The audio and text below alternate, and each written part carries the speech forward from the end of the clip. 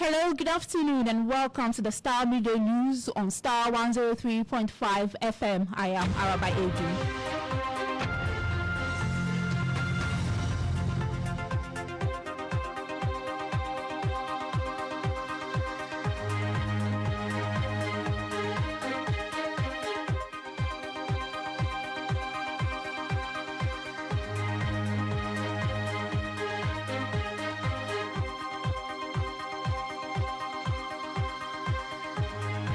Coming up in the bulletin, chaos mass recoalition exercise of Ablekuma North for the 7th time after persons believed to be party supporters stormed Greater Accra Regional Office of the Electoral Commission.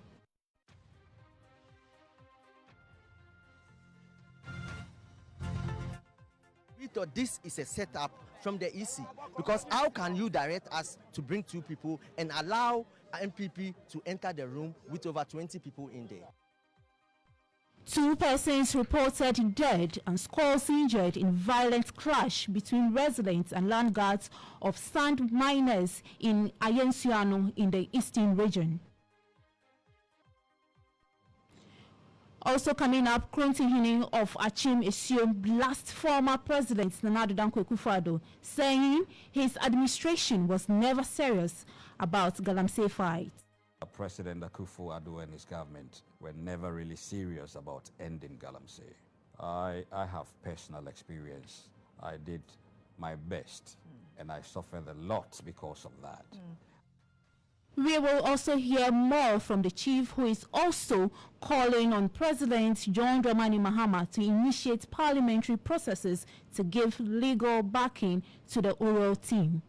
I am begging the president, I am begging the powers that be, please go to parliament. We have 2/3 majority, for goodness sake. Enact the laws that should back oral so that oral can have all the capacity. And teachers in the central region express mixed opinions on Haruna Idris's nomination as education minister, as he urges him to pursue policies started by the outgone government. Education has a lot of challenges, a lot of problems. So if he's able to help in this area, I think he should be good to go. If he only continues what the former minister did. We have this and many more coming up shortly.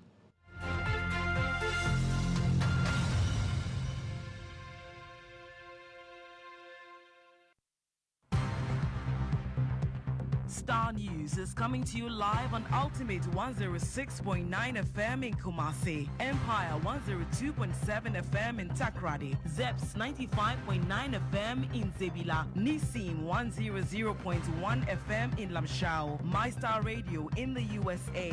Also live on Facebook on Starr 103.5 FM and on starfm.com.gh around the world.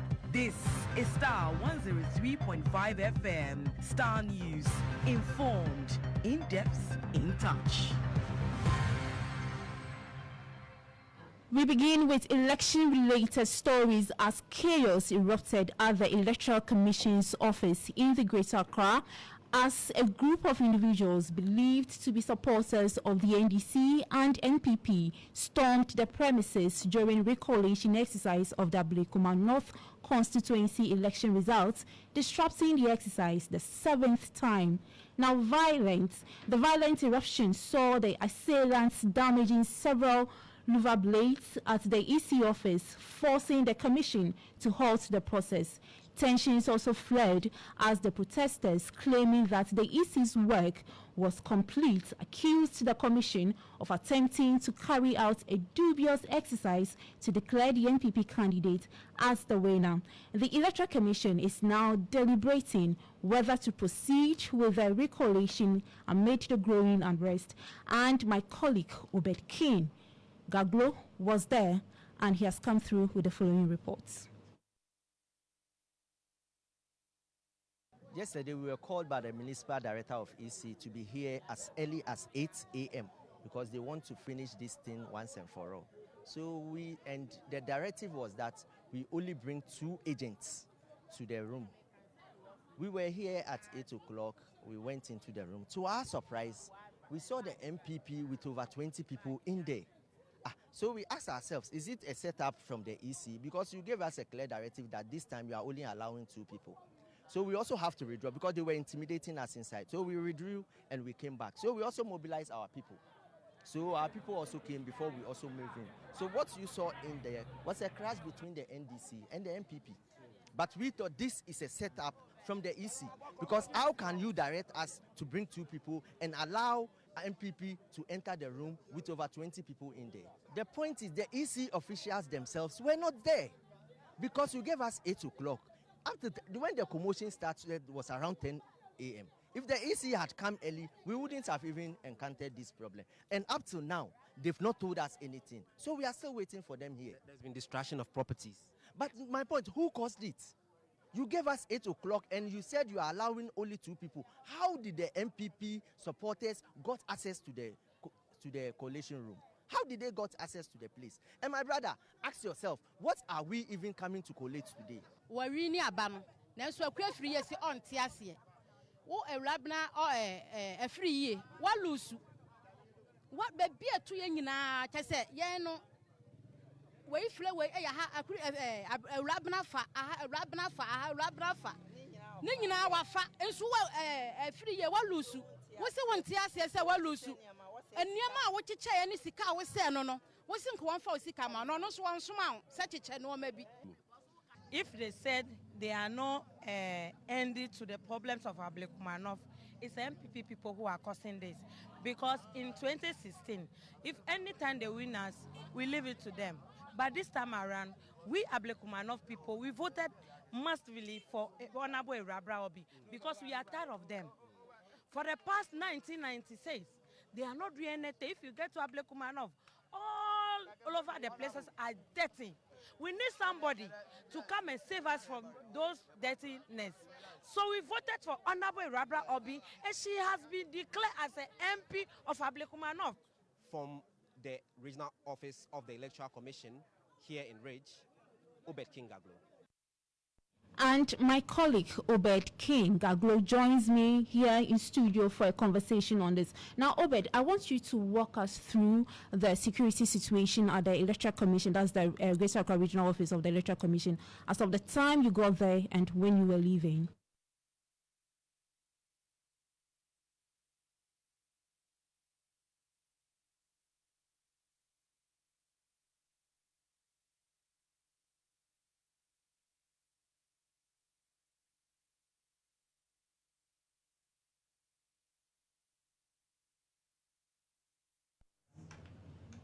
But we saw members of the NDC and the MPP still around having disagreements. And so there were some police officers there. But when we further tried to engage them, they told us that their colleagues who were supposed to be there in their numbers, usually the police are there in their numbers. The police, the fire service, they are there in their numbers. 100, maybe 100. But today we only counted about say 15. So we were curious because they were not there in their numbers. So we tried to find out, and they told us that they got information that the party supporters were there in their numbers to cause mayhem.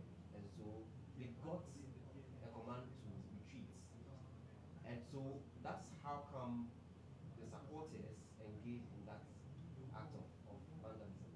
And so we were told that they clashed, the NPP and the NDC clashed, because the NDC felt the NPP people who were supposed to be at the collation room were more than the NDC, and so they also called their members to show up, and that led to some misunderstanding, which led to destruction of properties at the collation center.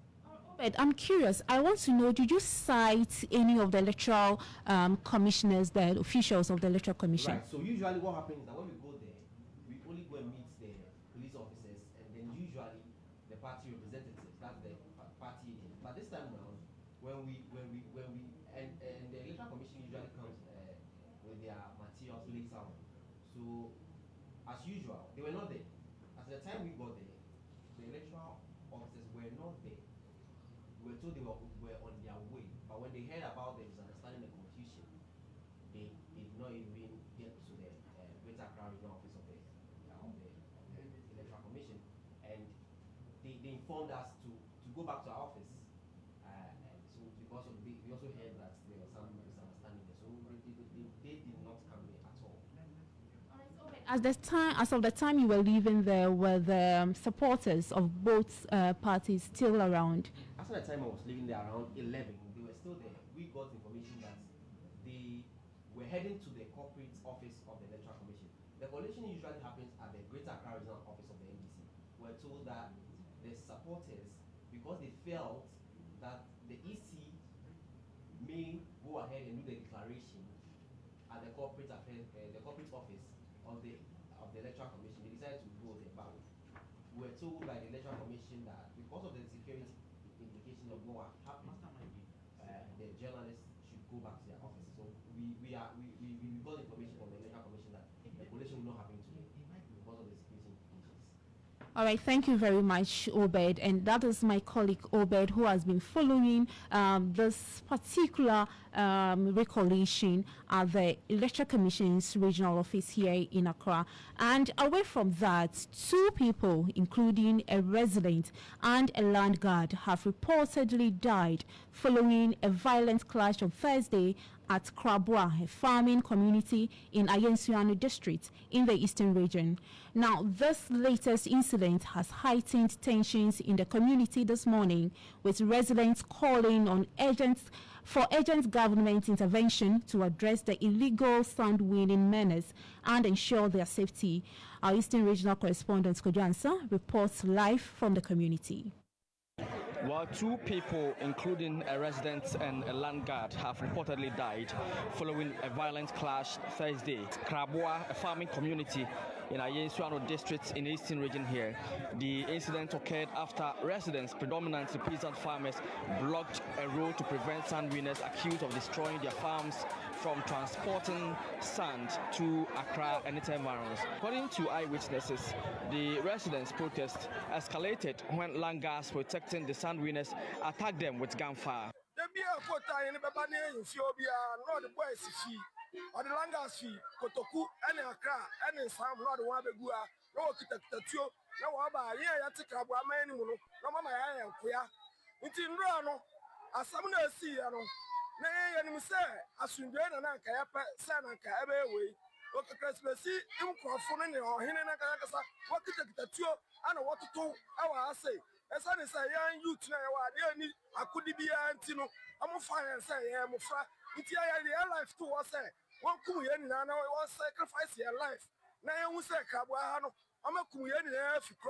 The residents retaliated, leading to multiple casualties. 1 person was shot dead. One of the land guards was also found unconscious after being hit. He's alleged to have died. 4 victims with gunshot injuries currently at the Eastern Regional Hospital in Koforidua. Kati is one of the victims discharged this morning.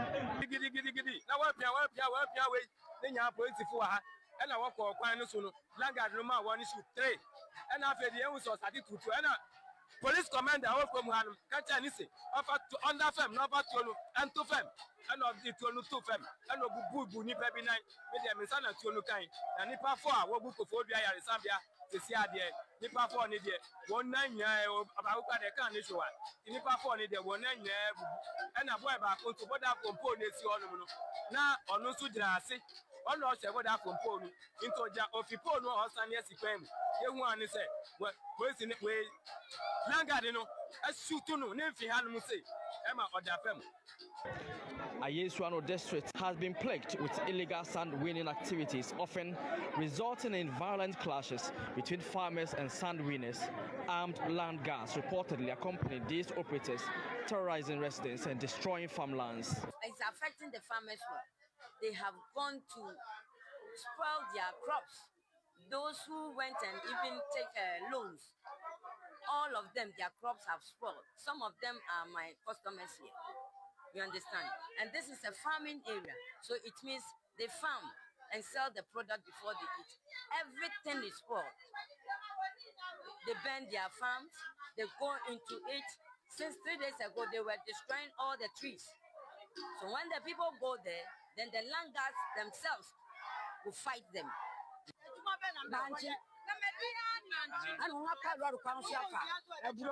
Ebrami ya bi on apa ro kan afa ni na ti ase on apa ro kan afa na fu onu ni ye ni yeti eye kuafo ye nya be office fo ndi o ma ye de mi kamna mi kan na kwor se do ma so ma fi ko no begu kono ebegu ese mi kita mafra mi kita nananum abro ti se mi dajuma na mi ko ye na mi ka she mafra.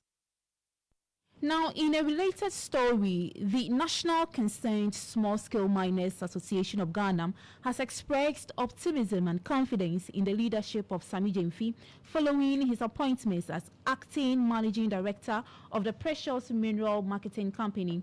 Sami Gyamfi has been tasked with establishing the Ghana Gold Board, a flagship initiative from the NDC's 2024 manifesto. The association also called on President John Dramani Mahama to appoint a technocrat with extensive technical expertise as the Minister for Lands and Natural Resources. Now, joining us now is President of the National Concerned Small-Scale Miners Association of Ghana in the person of Michael Kojo-Pepra. Thanks for your time, Mr. Pepra. Thanks for having me. All right, so I want to find out from you, how do you envision Sami Gyamfi's leadership impacting the formalization of the small-scale mining sector? First of all, I'll use this opportunity to congratulate him again. Sami Gyamfi has been someone who has shown keen interest in our sector. I remember when his party was in opposition, he was always calling us for information, and whenever government does anything that would destroy the sector, we always come to our defense. So I think we've had a bit of a cordial relationship with him, and being youth and looking for other suggestions, I think you will succeed. Right, Peter. Michael, I beg your pardon. Now, you also called on the President, John Dramani Mahama, to select a technocrat to lead the Ministry of Lands and Natural Resources.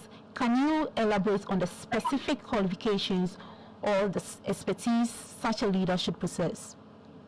I think the board for the PMNC, the Minerals Commission, the Forestry Commission all work hand in hand.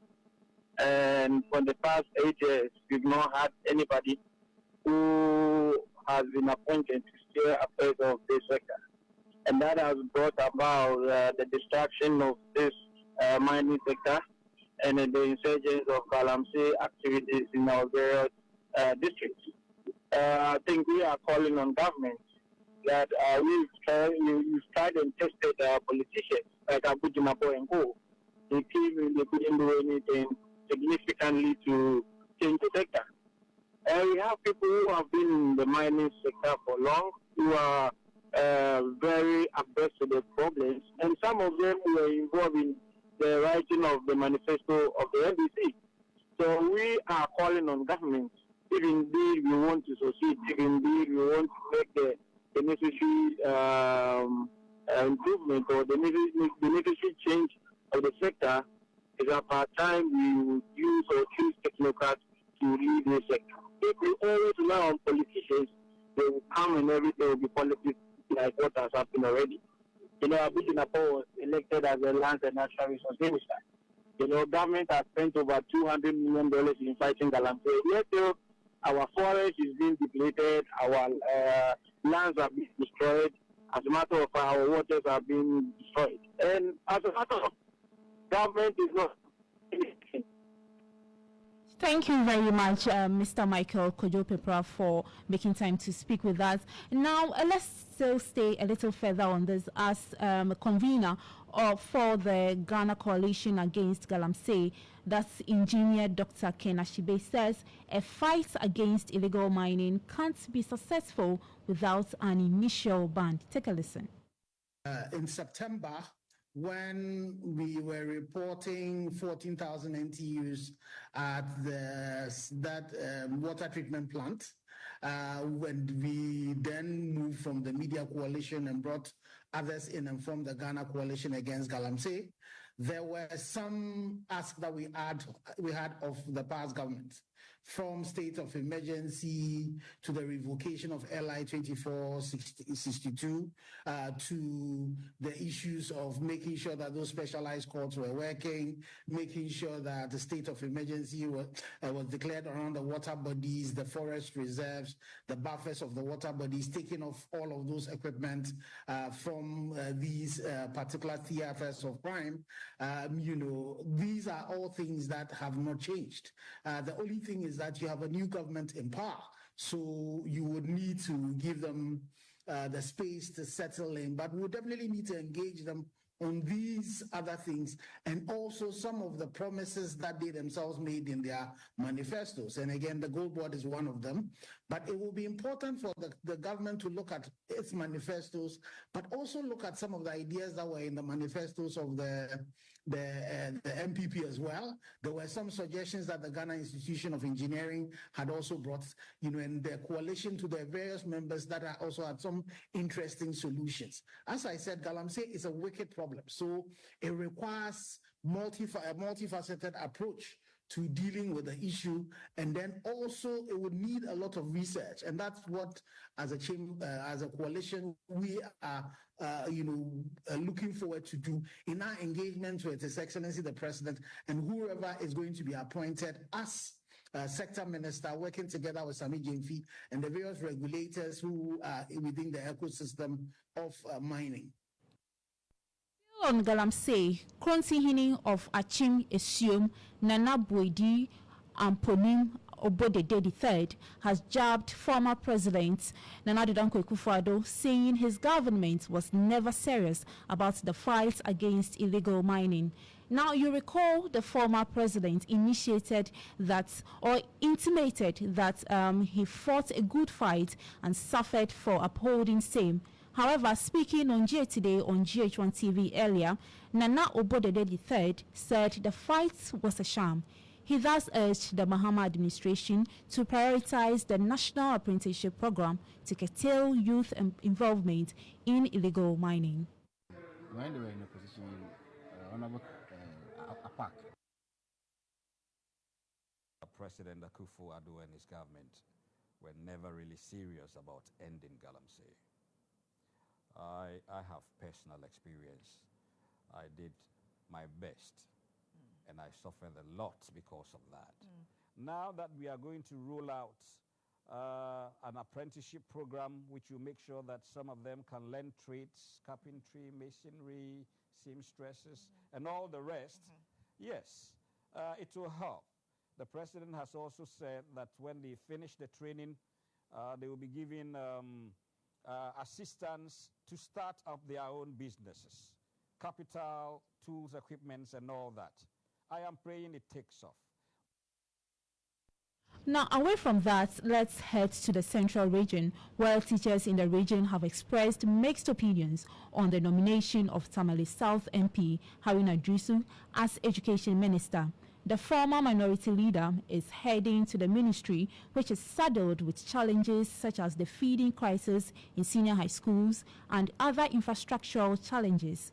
Speaking to Starr News, some teachers have expressed their surprise, but are urging him to pursue policies started by the outgone government. When they were in opposition, Honorable Apak was very vociferous when it comes to education issues. I was actually expecting his nomination. But then if the president deemed it fit to nominate Honorable Dusu, he has been in Parliament for quite some time, one of the most experienced hands in Parliament. I think for Tamale South, he has been there. In the previous Mahama administration, he was Minister for Labour and Employment Issues. So, with the experience that he had in Parliament, he should be able to do this job. Education has a lot of challenges, a lot of problems. We are being tripled with books, learner materials are not forthcoming. So if he's able to help in this area, I think he should be good to go. Just recently, we went for an American-based science practical. It was on chemistry in the kitchen. I got to realize that because they brought a lot of materials to the workshop, the lesson was even very simple, easy to understand. We teachers together with the learners. And this electronics that I'm even about to learn, when I go without any materials, it's going to be very difficult for me to impart onto the children.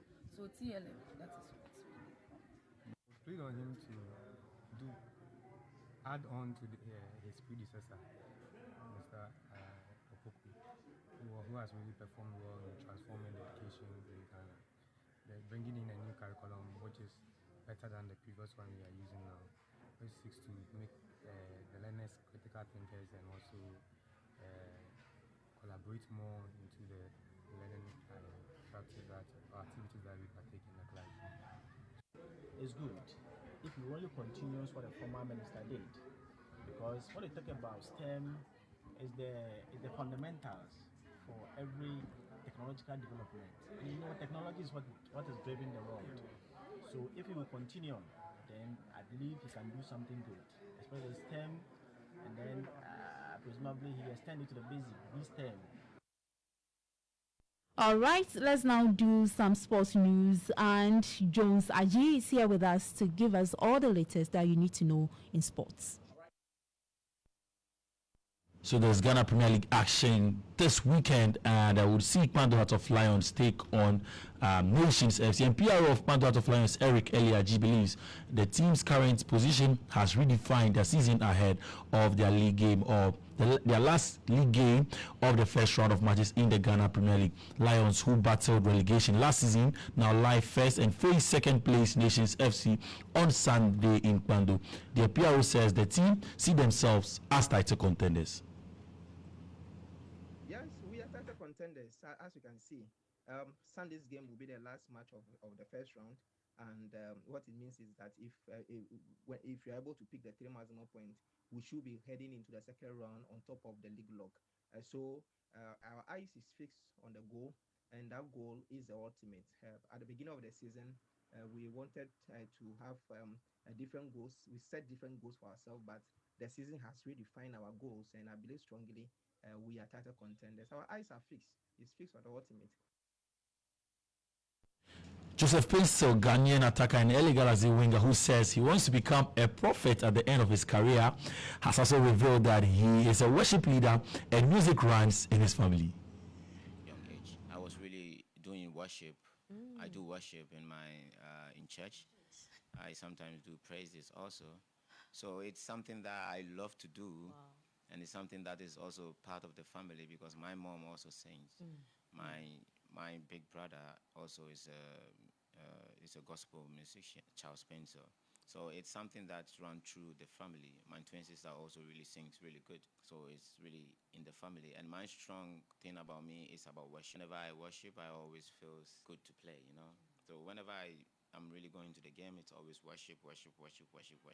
And I don't joke with worship. It's really a weapon for me. A powerful weapon for Joseph Peso. So the full interview is tonight at 9:30 p.m. on GH1 TV. That's all for sports. My name is Jones Aji. Back to you. All right, Jones, thank you for bringing us the latest with sports. Now, before we go, scrap dealers who were evacuated from the Abobloshi market about 4 years ago have returned in full force. Despite putting up structures and starting operations, the Scrap Dealers Association of Ghana says it plans to petition the Greater Accra Regional Minister and the incoming mayor about securing the land for their businesses. My colleague Rosemond Akokwajete spent the day with them and reports. The old Abubloshi market, once a bustling trading hub, now stands deserted, a shadow of its vibrant past.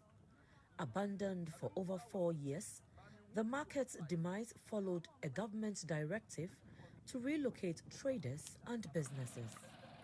This deserted space was once a home to onion traders, scrap dealers, plastic recyclers, Kantanka Company, slaughterhouses, and bus stations. The relocation was to clear the parcel of land for the construction of a health facility as part of the Agenda 111 project. Chairman of the Scrap Dealers Association, Komla Swala, believes the land's potential is far from lost. Speaking to GH1, he explained why the association is pushing for a second chance. I'll say our government came, but we are not here because it's our government. We We are here because we've been evicted without making good use of the land. So we are in here now back. We are back here to rebuild our businesses, waiting to hear from the new government, which is the NDC. If the proposal that has removed us from here is in good plans of the current government, I mean the NDC, I think they will even handle us better than the MPP for us to move out from here. Other members of the association also voiced their concerns, sharing the daily struggles they face as a result of the relocation. If the scrap dealers come back here, the revenue will come out from here. It will shock you. Even if they are going to take even a month, everybody will pay even 50 cedis. You will see. This market is it's almost like Abusokai. You can see. And even that there is many here who are not get opportunity to get a piece of where to be seen. So mukasa agenda 111 mobile mo agenda 111 ha. Hwi ni ha. Ya ye dwuma wa ha no. Ye calculate gura ye buru 10,000. Different people know mo ye dwuma ya buru 10,000. Side scraps na ye no. And no mu de ye iron rods ha. Ghana for no to iron rods no e de sidai. No man baba scatter nyina. Iron rods factory no abansu tax o. Yakura ye scrap dealers no abanta wulu de car bia no ye wo emea obaba gisa car ne sika. The once thriving market holds memories of economic activity and community connections. With negotiations on the horizon, the question remains: can the governments and traders find common ground? Will this neglected land be given a second chance? And that's it for the Star Midday News on Star 103.5 FM. I am Araba Edu. For more news, log on to starfm.com.gh.